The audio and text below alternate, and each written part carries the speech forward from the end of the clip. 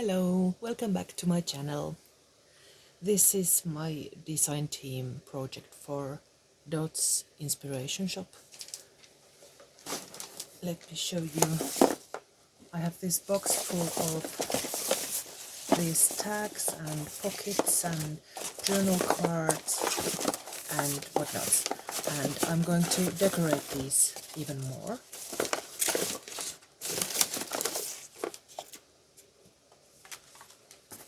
And they are from the Nautical collection, paper collection. I was talking about the motherboard that I made. First I took these prints, and this one is my favorite image from these.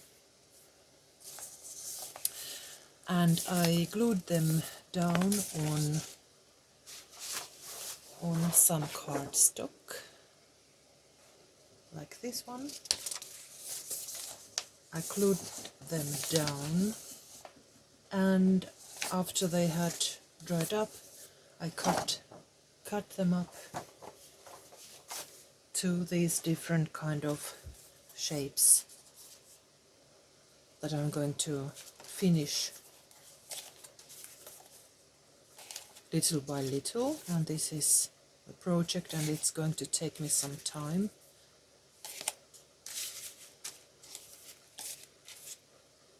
Let's see now. I have gathered some old pieces of old book pages. Then I have old grungy tea and coffee dyed papers, leftovers, these very crinkly and torn down and very darkly dyed, gorgeous, but not useful for book pages, obviously, but I can use them here. And there's even one piece of a map, also coffee and tea dyed. Then I have these gorgeous green beads that came in a happy mail from Lisa. Thank you, Lisa, again. I love them, and they even have these small metal loops that I can use them as embellishments. Then I have some glue and scissors and more beads here, distressing ink, these,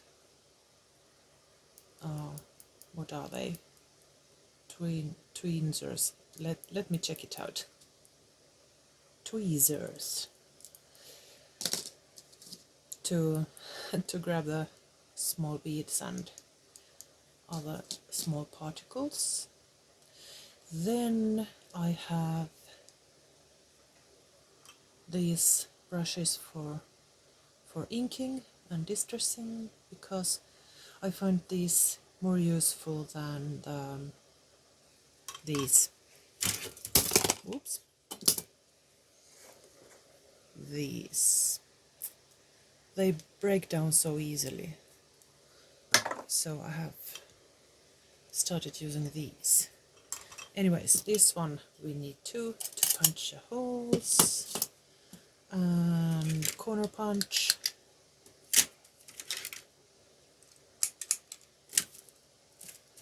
This one is very useful too, to make the thumb holes and cut the corners and many things. They are useful for many things. Then let me see, I have some strings here and well, oh yes, those pins here.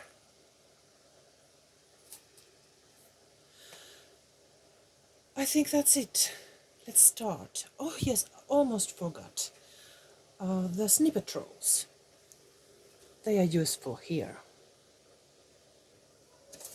I made these on some lace with paper ruffles.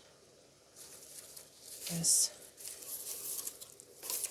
another, a little bit more of lace, and another one paper ruffle on some ribbon, more lace, and more crunchy papers here. Let's take these two and some dictionary papers.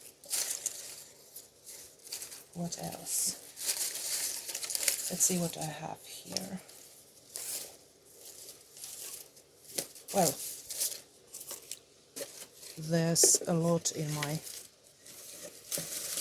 scrapbox, but I think these are enough for now.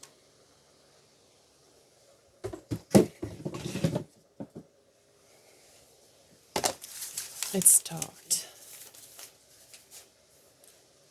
by showing you what I have already made. There's one with this pin with beads, glass beads. There's the ruffle. Then there's this one. I didn't glue these down. I wanted them to hang loose. Also a pin here with some beads, and this piece of thread or piece of what is it? Actually, it's part of this lace, the part that has some fabric on it. I cut this off and use it here to form this loop. And some poem paper or book page from a poem book from 1800s. And this one is also Dot's Inspiration Shop paper. It's from the Grasshopper kit. Okay, that's one. Then there's this. I like this shape. Thin, long.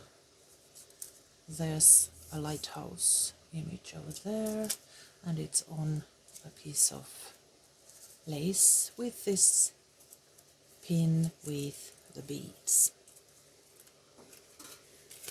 Also here, beautiful image, and some lace and pin with beads, and I've cut these corners with, let me see, it was this one. I just put this like that in the center and punched. Then there's that one, which has two eyelets, and you could glue this down on somewhere, like it looks more solid with these metal eyelets. Also this pin with beads over there. And one more. I love this seashell image, very beautiful, and I cut it down like with a circle punch because it enhances the shape, the spiral. And the same lace, pin, beads, the loop, antique papers, tea-dyed and coffee-dyed papers, and the antique poem, and that grasshopper paper. Okay, let's try to make more of these.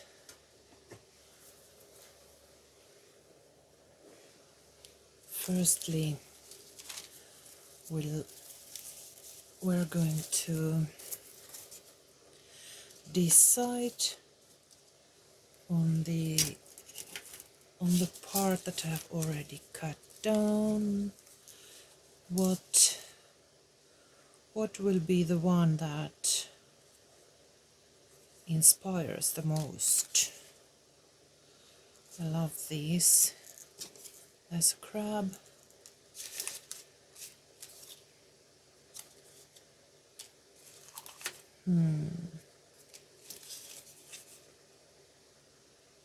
Maybe this one.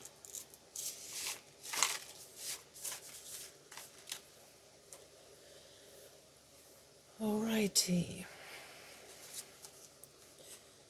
I've already distressed it, the edges. I have to think about it just a little bit. How about a large circle hole here? Let's try it with this circle punch. And we'll save this. Distress the hole. I need more space here. Just a second. Let's put this aside like that.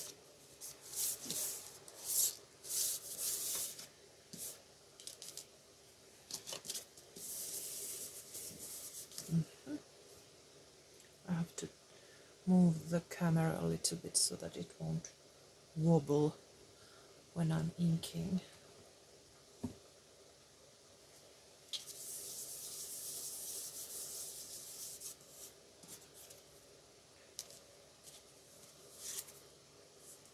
I'm leaving the back like this, but you could also embellish it. I might do that later. Okay, now we have this large hole. What to do next? It needs... Now I could attach the pin here because it has some room for it.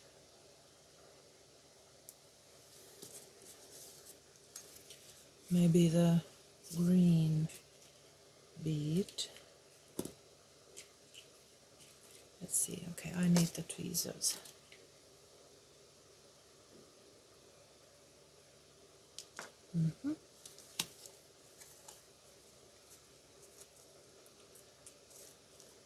My goal is to create as many different tags and pockets and other ephemera as possible using different methods. And it's a creative process. I don't know what happens before I see each piece and decide on what to do. Okay, this one is a little bit loose. Let's glue it down. More little tips. I broke down this needle. The tip went off, so I made another one, another tip using glossy accents. It worked very well. And to not lose it, I use this cork.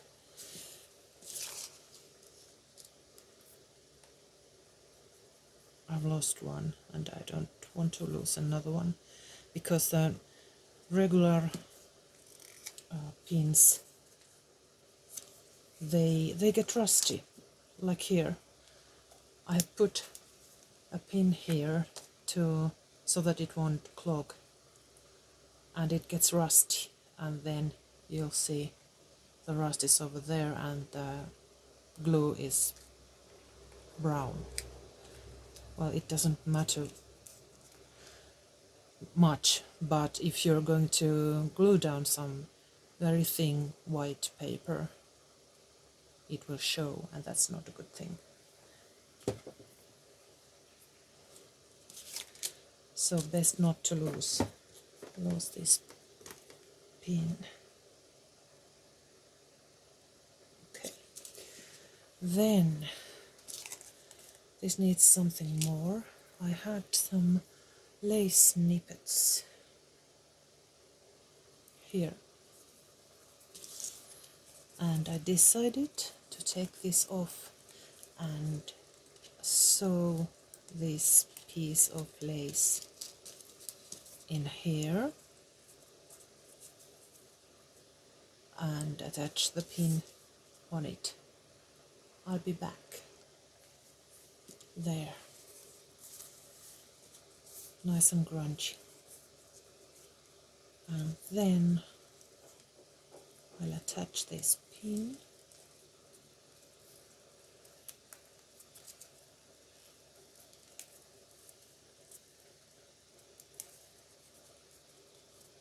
Pretty. Simple but pretty. Oh yes, it hangs nicely in this opening.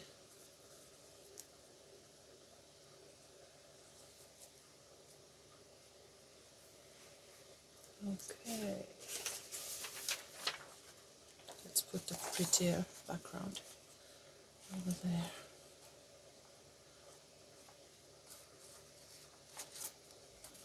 The same image here on the print. This one is ready. Let's make one more and leave the rest for future videos. There's a nice little tag. I want to make something with multiple layers.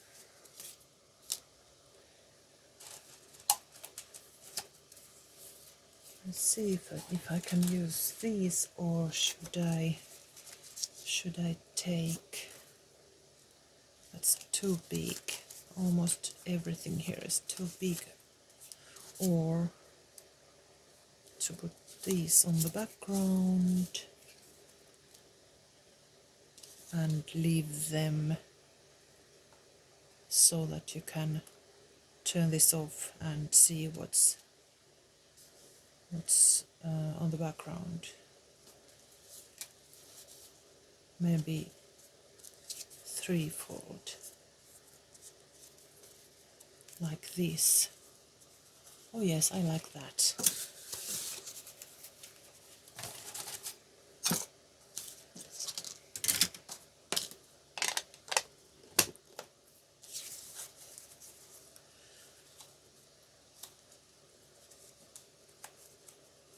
Oh, you can use your hole puncher, or I think I'm going to use the crocodile to make the hole and attach an eyelet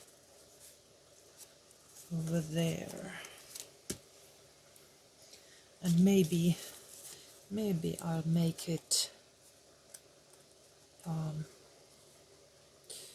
like this, so that they're not in the center but in here on the corner. Let me think that a little bit.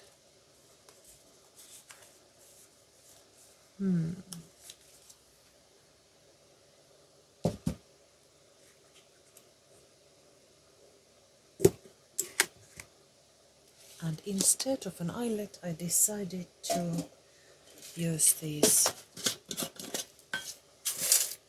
what are they called? Can't remember, but you know, these, so that it is certain that it moves easily.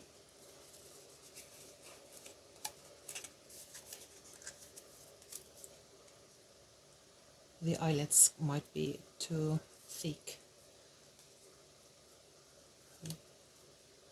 Okay, like that. Now you can see all these layers. And something more, it needs something more. What would that be? There's this one. That one. Both of them. No. That's okay, but something, it needs something in the center. Maybe I could use these here. I have this set of antique, it's a bridge set. I think these are bone and they have been used as playing cards somehow. I don't play bridge myself, but I assume that these have been used as bridge marks or playing cards. So sailors play cards, I suppose. I could use one of these.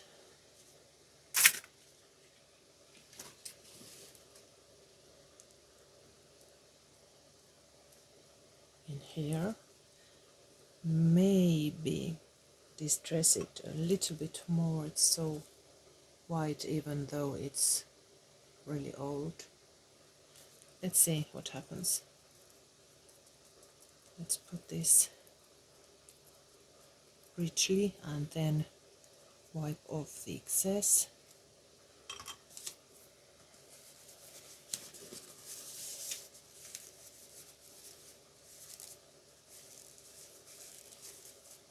Yep, that's better. Not so bright anymore. Okay, let's try this one. That needs some distressing too.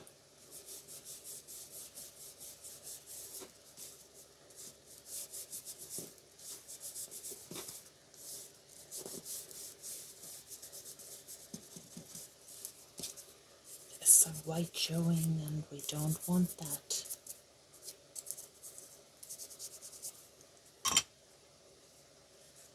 Okay, let's glue it down.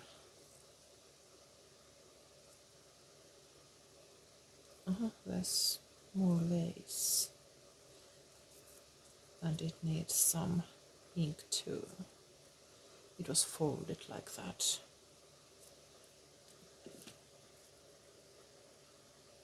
Over there.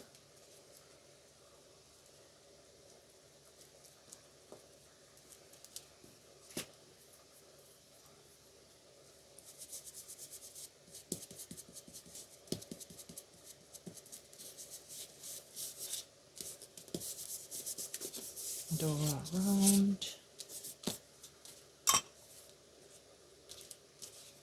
Okay. Now this one, we'll see if this glue holds it down. If not, I will have to use glossy accents. This is very strong glue that I'm using. But we'll wait and see when it dries up.